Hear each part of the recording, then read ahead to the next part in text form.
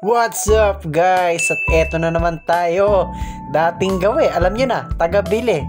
Kasama natin ngayon guys ang aking mahal na itay.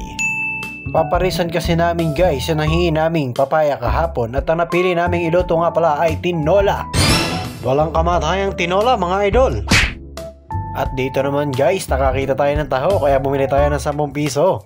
At yan o, tignan mo, napakadaming arnibal yan. At tay, bilhin mo muna po ang mga gusto mo dyan. Enjoy ka muna magtaho dito. At after mamili guys, pauwi na tayo ngayon. At tumatawag na mga scholar ng bayan. Sila daw ay gising na at ibili ko din daw sila ng taho. Uho! At eto na nga ang number 1 scholar ng bayan. Yun o, sobrang bisa. At na scholar number 2. At yan, kanya-kanya silang ginagawa ngayong umaga. At ako naman ito nakapaggayat na ng mga bawang sibuyas, mga aromatics na mga pampalasa para sa ating tinola. At check muna natin guys ang sinaing ng ating mahal na inay. Yun!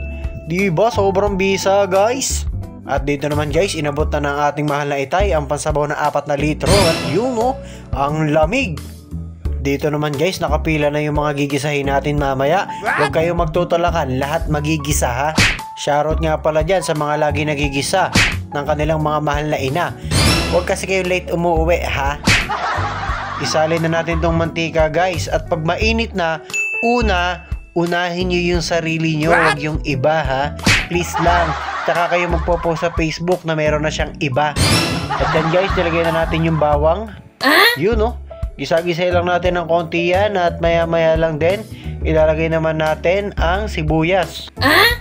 Yun o. Continuous sa pagmimekos-mekos guys. At ilalagay na natin ang luya. Luya. Parang bali-baliktad ah. Ano ba nangyayari sa akin? Yaan mo na nga Patrick. Pinapagulo mo lang. At after nyan guys, mag-isa-gisa. Alam nyo na, isusunod na natin agad dyan ang mabisang chicken. Tignan nyo naman, fresh na fresh yan.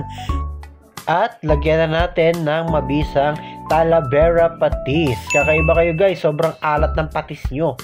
Kaya guys, dahan-dahan sa paglalagay ng mga pampaalat. Mahirap magkasakit guys sa panahon natin, sobrang gawat, di ba? Kaya guys, iingatan niyo yung mga kinakain nyo. Lalong-lalo na pag hindi healthy. Bawas-bawasan nyo yung mga kinakain nyo. Dapat more on gulay kayo para palagi kayong healthy at palagi malakas. Wow! At yun guys, nalagyan na natin yung mga pampalasa at haluluin na lang natin ito ng konti at takpan natin at hintayin natin magsabaw. At after a minute lang guys, ayun na, nagsabaw na siya. Ano pang dapat natin gawin? Ilagay na natin guys yung papaya. Kasi yung papaya guys, para mapalabas natin yung natural na katas niya. Isama natin siya sa pagigisa at takpan natin at tignan natin pagkatapos ng ilang minuto ay ayan na. Nagsabaw na nga. Wow. Yan na, sobrang bisa na yan guys. Tsaka natin yung dadagdagan ng tubig kasi guys, yan o, sobrang lasa talaga ng sabaw na yan kung alam nyo lang. At yan guys, dahil nagsabaw na siya at parang medyo lumambot naman siya, ilagay na natin ngayon yung 4 na litro nating sabaw.